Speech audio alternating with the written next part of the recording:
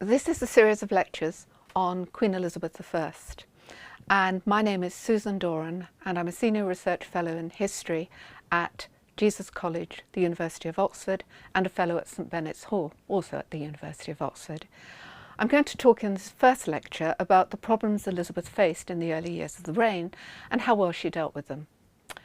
The first problem, despite the fact she took the throne with relative ease and without having to fight for it, was the problem associated with her legitimacy. Elizabeth was officially a bastard, and as such, it could be said, could not become Queen of England.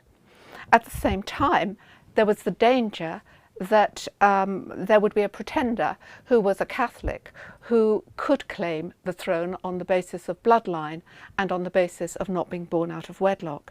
And the most obvious candidate for that was Mary, Queen of Scots. Elizabeth's gender was also a reason why her legitimacy might be impugned. John Knox had just published his very famous work, The First Trumpet Against the Monstrous Regiment of Women, and in this he had argued that women were excluded from exercising political power. The second problem Elizabeth faced was her religion, because even if she were accepted as Queen of England, there might, and indeed there were going to be, problems about getting through her preferred religious settlement. England was Roman Catholic when she came to the throne.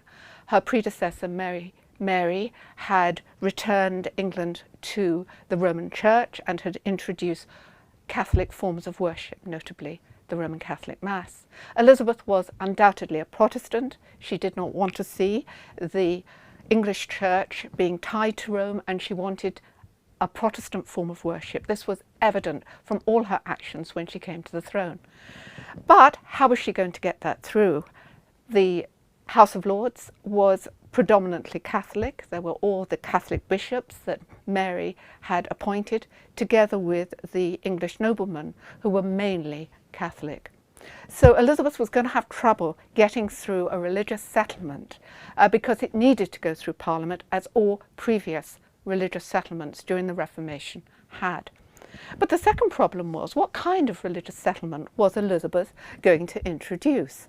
There had been two prayer books under Edward VI. One reflected perhaps a more Lutheran confession of faith, and the other perhaps a more Swiss Reformed one. And there had been changes in European theologians' ideas about religion and worship. What was Elizabeth going to do? How was she going to choose with her ministers what form of Protestantism would be introduced? And then, of course, there was a problem of Elizabeth's relationships with foreign powers. As a Protestant, she could hardly hope for the support and alliance of the two main powers in Europe, Spain and France. Yet she needed the support, particularly of Spain.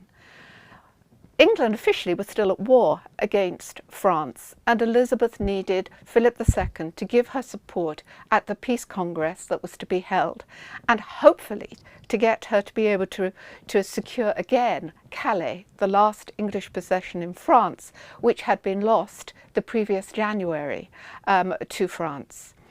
Elizabeth also needed Philip II's support against the French king's likely backing of Mary, Queen of Scots, to be Queen of England, because Mary was betrothed and very soon afterwards married to the Dauphin, the French king's eldest son, who would become King of France in turn.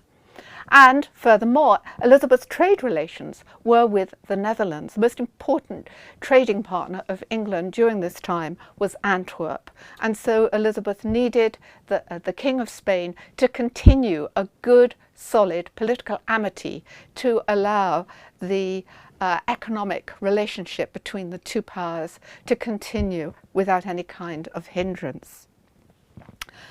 The question of Elizabeth's marriage was also on the agenda.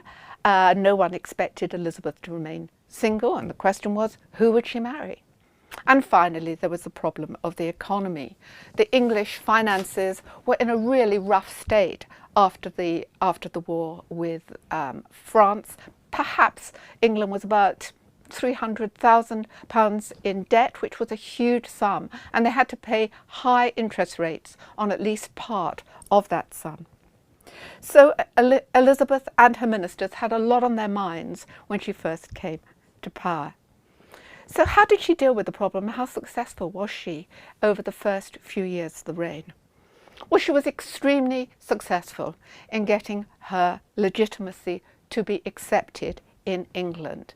This was a mixture of luck and good polity. Luck because there was actually no male candidate who was either Catholic or even Protestant who was close to, in bloodline, to Henry VIII. And the only candidate really who was on the scene was the Catholic Mary Queen of Scots, whose relationship with the King of France was such that really she had almost no support within England. And Philip II too preferred Elizabeth to be on the throne, even though she was a heretic to a French puppet, since his nation was almost always at war against France. As far as her gender was concerned, Elizabeth's luck held out too, because the arguments against female monarchy were from Protestants who were all too delighted to see a Protestant sitting on the throne of England, even if she were a woman. And so John Knox quickly retracted. Elizabeth did, however, make some moves herself that made the possibility of people accepting a female ruler stronger. First of all, she claimed that she was a providential ruler, that God had chosen her to sit on the throne of England, and the propagandists of the Elizabethan regime went into gear to promote that notion that Elizabeth had been protected during Mary's reign, where she had been under threat of imprisonment and possibly death. She had been protected by God, and God had chosen her to sit on the throne of England. And there was another kind of argument that was used too and exploited by Elizabeth to make the notion of a female monarch more acceptable. And that was the theory of the king's two bodies, so that it could be accepted that the office of kingship was male, even though the natural body who was actually performing the role of king was female. And Elizabeth, in her speeches, talked about herself very often as being male in terms of her office. She referred to herself, for example, as a prince, but at the same time she talked about her vulnerabilities as a woman whenever she needed to, in order to attract the support and protection that she wanted to exploit from particularly her members of Parliament. When it came to religion, it was really good polity that enabled her to overcome the difficulty of getting a Protestant settlement through, using propaganda devices, but in particular coercion.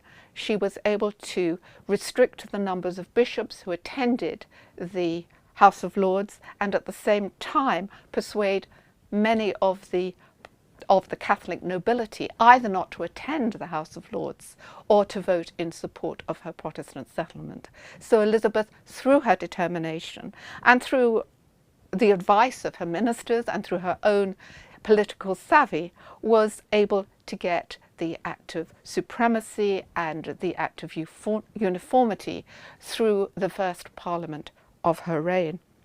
The settlement itself has been described as a middle way, but we shouldn't think that that meant it was a middle way between Catholicism and Protestantism, and designed to be such in order to keep Roman Catholics on board. It was a middle way between the different confessions of Protestantism. It retained certain aspects that would have been identified as Lutheran, for example, the ornaments of the church, the vestments that the clergy were told to wear, would have been acceptable in the Lutheran princedoms of Germany. But at the same time, it was also Calvinist, particularly in the doctrines associated with the communion service and with the dogma associated with salvation and predestination. It was closer in its doctrine to Calvinism rather than anything else. When we come to her marriage, of course, Elizabeth put that on hold.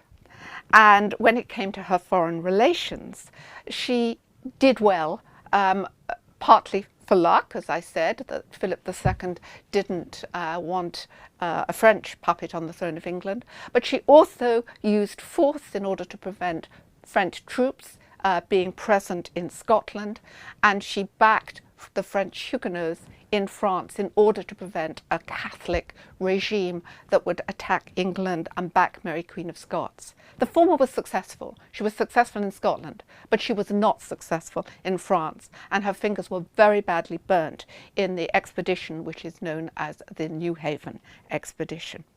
When it comes to the economy, I'll be saying more about that afterwards. But I think we can say that if we take the 1563 as the end point, Elizabeth had made a very good start to the reign. She still had lots of problems, but it looked as if, as indeed was to be, that she would stay on the throne and that she would be able to overcome many of the political problems that were on the agenda.